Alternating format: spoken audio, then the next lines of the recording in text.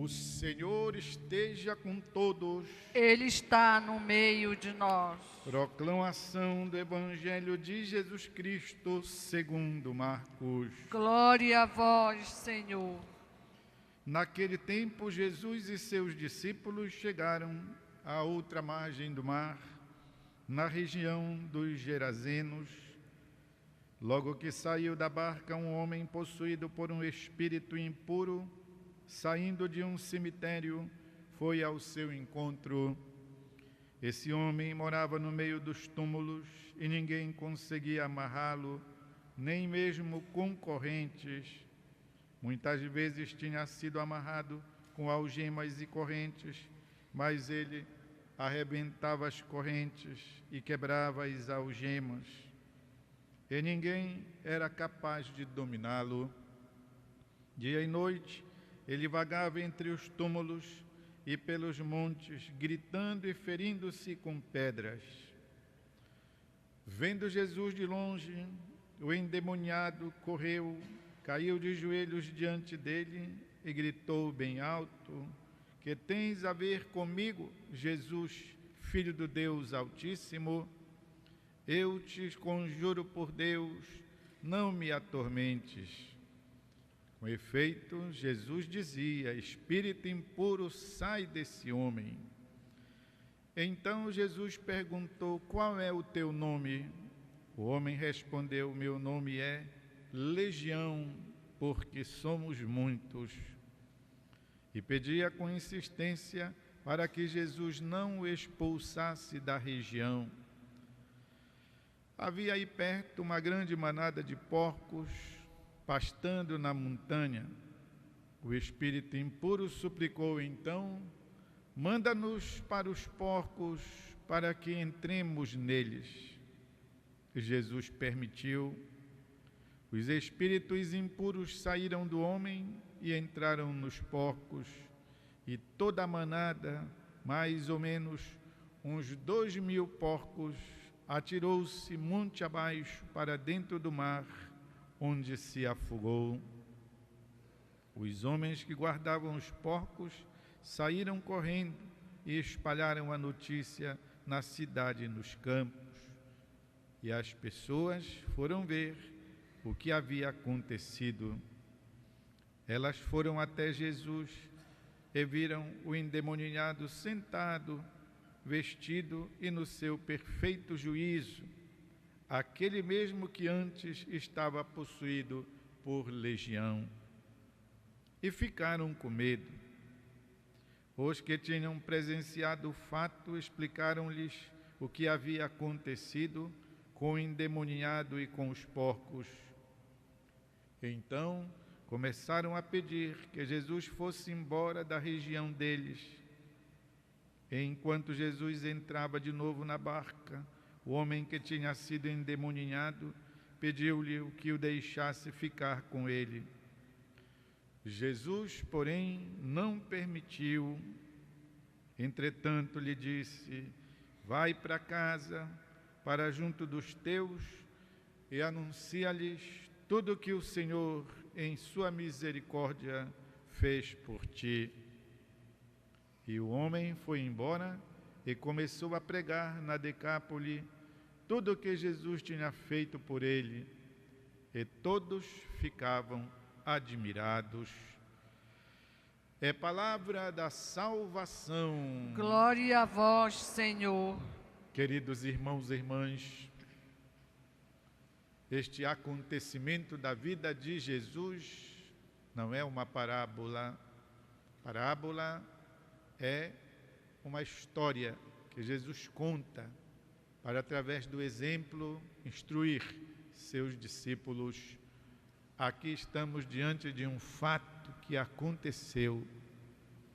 Passaríamos a noite toda aqui debruçados, meditando e eu explicando para vocês o significado de tantos elementos presentes. Não dá. Temos que fazer uma escolha. Antes de tudo, queremos ressaltar o que já sabemos, porque eu já expliquei noutra ocasião qual é a finalidade do evangelista São Marcos. é a de revelar aos catecúmenos gradualmente o mistério de Jesus. Quem é Jesus Cristo?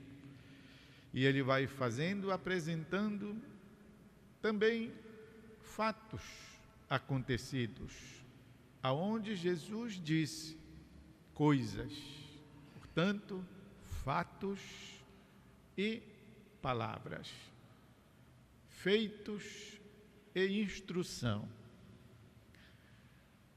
Palavras ensinadas com sua boca, atos realizados com sua mão, com sua voz, com seu olhar, para que assim o catecúmeno, ou seja, aquele que está se preparando para o batismo, possa aos poucos ir descobrindo a figura maravilhosa de Jesus, o Filho de Deus, que veio à Terra para nos elevar à condição de filhos.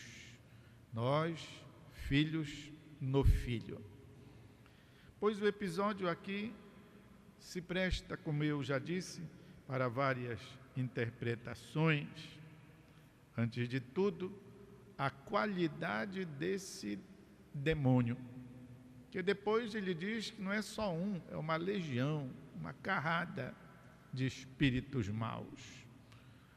Ele é tão poderoso que pegou esse pobre, devia ser ainda uma pessoa nova, um jovem, um homem, diz. E, coitado, quando ele estava possuído por essa legião, fazia isto, vagava para cima e para baixo, pelas montanhas, pelos cemitérios, se cortava com pedras. O evangelista se preocupa em descrever assim um quadro bem tétrico e ao mesmo tempo amedrontador, alguma coisa que de fato até nos causa espécie.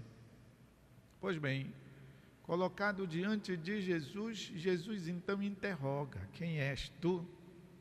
Aliás, é ele mesmo que se antecipa a dizer: que tens a ver comigo, Jesus? Eu sei que tu és o Filho de Deus.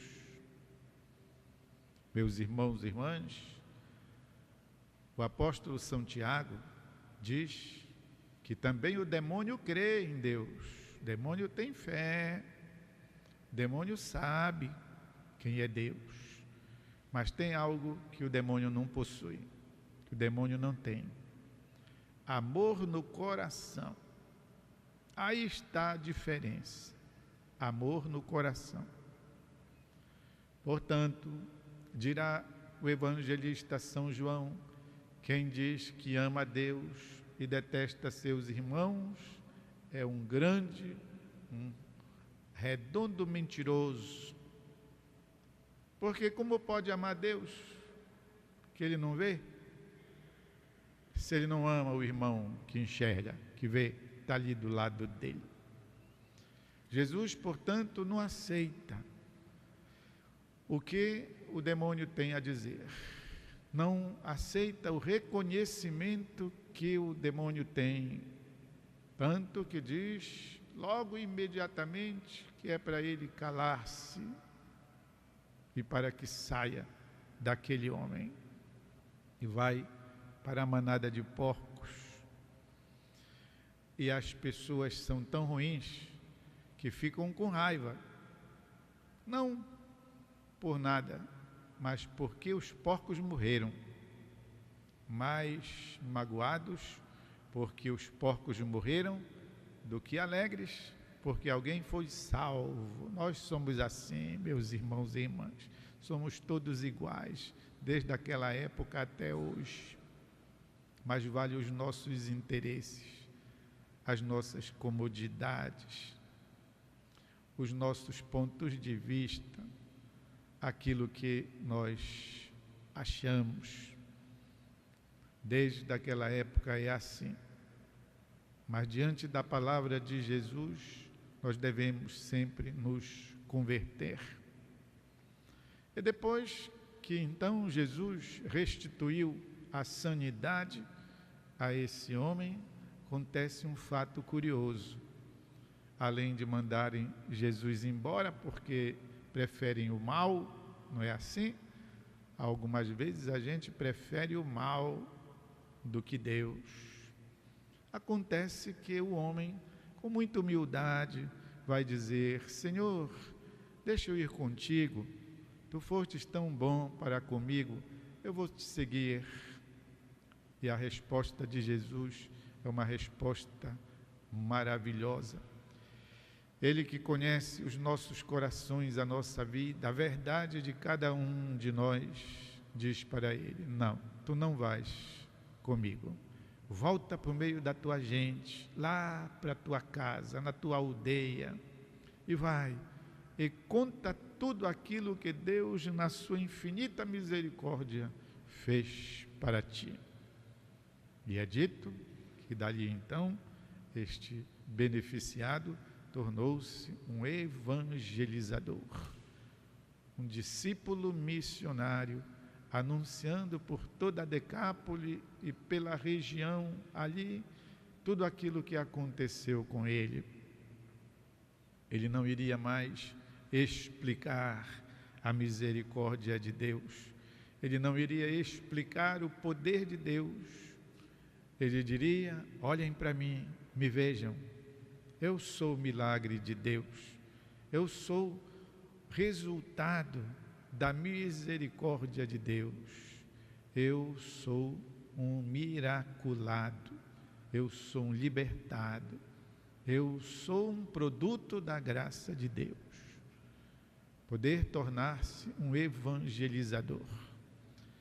Já lhes disse que hoje nós estamos comemorando um santo barnabita. Esse jovem chamava-se Francisco Xavier. Devia ser em homenagem ao grande missionário. E ele nasceu e tinha como seu conterrâneo um dos maiores gênios do latinismo. Ele nasceu na mesma cidade do grande orador Cícero. De modo que então eles eram conterrâneos e estudavam num colégio que os barnabitas tinham nessa cidade, se chamava Arpino. Eu a conheci, ela fica no centro da Itália. E lá, depois de aluno, o jovem quis tornar-se um barnabita. E assim foi, um jovem culto, de uma retórica invejável, galgou assim caminhos no campo da cultura. Ele foi professor na Universidade de Nápoles, mas ele passou a achar que aquilo ali consistia em muita vaidade, e ele fez outros caminhos. Tornou-se guia espiritual, diretor espiritual, conselheiro, de tal modo que muitas pessoas ilustres vinham lá ter com ele. Ele os aconselhava, sempre tinha uma palavra, sempre podia mostrar alguma coisa, os confessava. Mas achava que isso também ainda não era bastante. Retirou-se e levou vida escondida no seu quarto. Atendia assim as pessoas que iam ainda procurá-lo, mas sem que ninguém soubesse. E Deus o dotou do espírito da oração, da suportação da dor, e o dotou também do espírito de profecia. Pois olhem, vocês sabem que este santo sofria de uma dor nas pernas, está escrito lá na ata da beatificação dele, sofria de umas dores nas pernas, que ele descrevia como sendo fogo que ardia nas pernas dele. Nós que não temos fé, hoje diríamos, ele sofria de problema de circulação, diríamos nós. Mas ele descrevia como sendo fogo que ardia e consumia as suas pernas. E só tinha um instante em que ele sentia um alívio. Era quando ele levantava da cadeira ou da poltrona, lá onde ele ficava, não podia andar, para celebrar a Santa Missa. Puxa, só para celebrar a Santa Missa. E certa vez, a cidade de Nápoles estava ameaçada pelo Vesúvio. O Vesúvio ainda chegou, né? Quase que... E ele estendeu as mãos, fez uma oração, e as larvas do Vesúvio cessaram. E naquela oportunidade, toda a comunidade que vive ao redor do Vesúvio foi salva pela sua intercessão. E tem também uns outros fatos interessantes da sua vida, que o Napoleão contava, pois, dominar a Europa inteira. E quando foi então lá na fatídica batalha, ele disse que vencendo aquela batalha era o triunfo dele sobre toda a Europa. E o Napoleão já havia humilhado tanto a igreja, os papas, e deu ordem que ao ser anunciado, pois, a sua vitória, ele queria que em todas as igrejas se tocasse o sino e se entoasse o Te Deum. Te Deum é aquele hino solene de glória que se reza no ofício das leituras aos domingos. É um canto muito solene. Te Deum laudemus te Domine. E o santo disse, não, né? Antes disso, todas as igrejas vão entoar o Miserere. Salmo 50 de Davi. Piedade de mim, Senhor, pequei, misericórdia. E assim foi. Napoleão foi vencido. E naquele dia se proclamou nas igrejas o canto do perdão. E o Napoleão, como sabemos, foi então preso e exilado lá para a ilha de Santa Helena, aonde veio a morrer. Foi predita a queda de Napoleão, um dos maiores conquistadores da Europa, depois de Alexandre, foi predita por São Francisco Xavier. Nós queremos pedir por sua intercessão para nós todos a graça da humildade, a força para nós também suportarmos os sofrimentos que não podemos evitar, e que Ele do céu possa interceder por nós e livrar-nos pela sua oração, livrar-nos do mal. Vamos fazer um instante de silêncio para que alguma coisa da mensagem de Deus fique em nosso coração e acenda a nossa alma.